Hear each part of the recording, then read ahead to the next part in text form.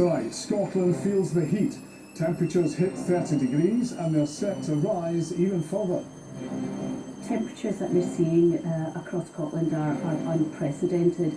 It's not for no reason that United Nations have described climate change as code red for humanity, and we really are experiencing that these next few days.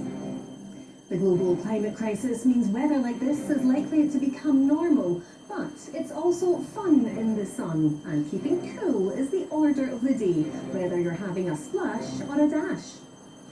They've been enjoying it, they like it in the water, so they've been out the water. All the families here and stuff like that, and all the kids playing in the sand and all that, it's nice to see, instead of being on their phones and Xbox.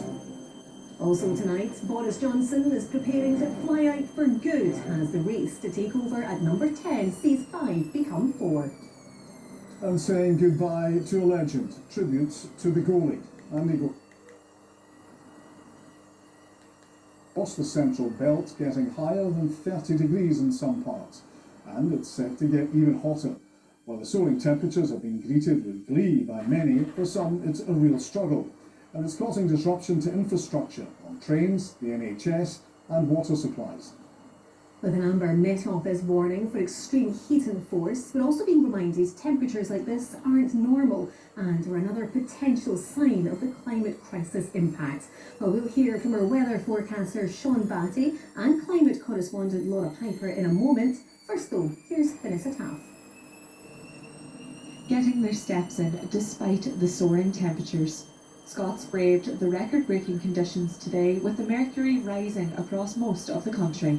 It's too hot. I'm baking, hot, really tired, and I'm bored. My mum, she doesn't cope well in the heat, so.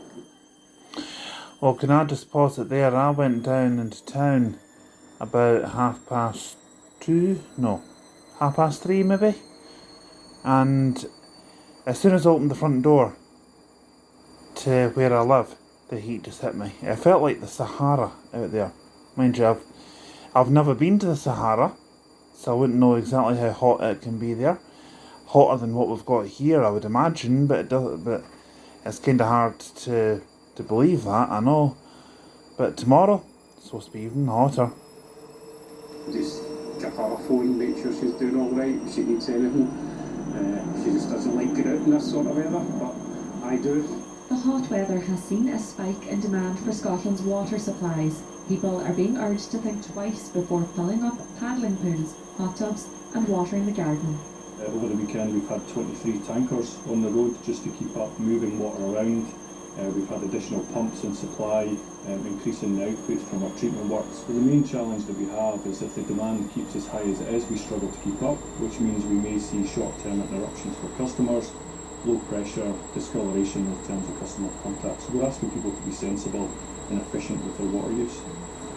Rail passengers have been experiencing delays, with ScotRail imposing a 20-mile-per-hour restriction on some local lines, while cross-border services have seen cancellations and delays.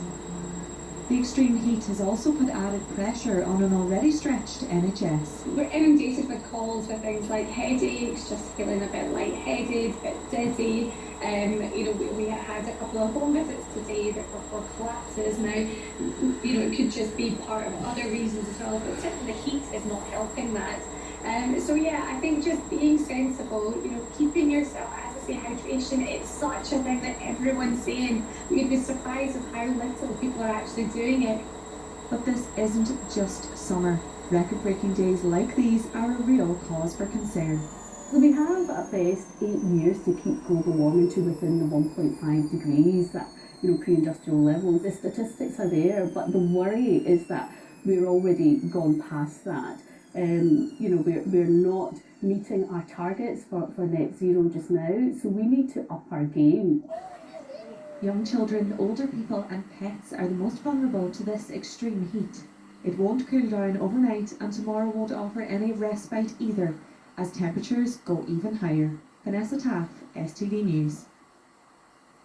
Well, we're joined now by our climate correspondent Laura Piper. And Laura, are these extreme temperatures something we can expect to see more of because of global warming? Well, so the temperatures we've been experiencing at the moment are really a reminder of the alarm call that scientists have been giving us for quite a while now. It's been Almost a year since COP26 in Glasgow, we heard that evidence given, big promises made to tackle the climate crisis. But what we know is that these sweltering heat waves are becoming more frequent, they're becoming more intense. We now know that 40 degrees Celsius is now 10 times more likely to happen in the UK. And as we just saw in Vanessa's report, the impacts of that are quite severe. This impacts in all parts of our lives, on health, on food production, on transport, and it's not just about heat. This is about increasing severe weather events. That includes storms, it includes flooding. So really the main messages from scientists still is that unless we get global warming under control, we're going to see more of these extreme weather events in the years ahead.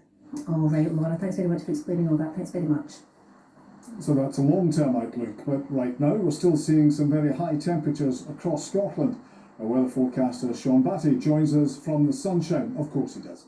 So Sean, just how hot has it been today?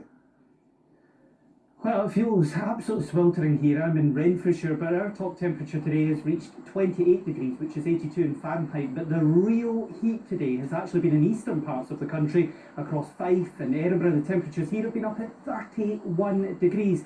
And also a new record for Leuchars today. We reached 31.3 degrees. This is quite significant because that Leuchars record goes all the way back to 1990, and tomorrow could be even hotter. I'm hoping to head to the Borders tomorrow, where we could potentially break the Scottish record of 32.9. I'm expecting temperatures could peak 33, maybe even 34 in the Borders, and also East Lothian. So pretty uncomfortable times ahead, I'm afraid.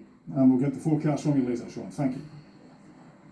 So it's still hot out there, and we're live on the Ayrshire coast now. And Polly Bartlett is there for us tonight. Polly, plenty of people still on the beach tonight. Well, it's been a stunning day here on Troon Beach. Thousands of people have spent the day here. They've been swimming, sunbathing, snorkeling, and now they're even tucking into a barbecue for their dinner. Earlier on in the day, there was a massive rush at Glasgow Central Station for the trains, and some people I spoke to even got a taxi all the way here. They were that keen to spend the day at the seaside. In the past, this area has been known for some trouble, and there is a bit of a police presence around, but so far, so good. It's all remaining relatively calm for now. It's now after 6 p.m. It's still 26 degrees. There are thousands of people behind me. It really is quite hard to believe we're standing on a beach in Scotland.